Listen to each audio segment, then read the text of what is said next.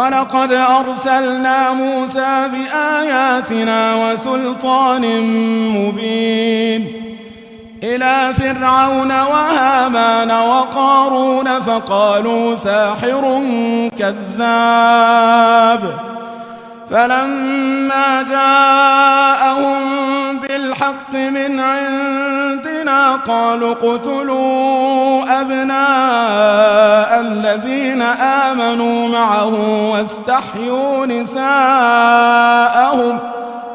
وما كيد الكافرين إلا في ضلال. وقال فرعون ذروني أقتل موسى وليدع ربه إني أخاف أن يبدل دينكم وأن يظهر في الأرض الفساد. وقال موسى إني عذت بربي وربكم من كل متكبر لا يؤمن بيوم الحساب. وقال رجل مؤمن من آل فرعون يكتم إيمانه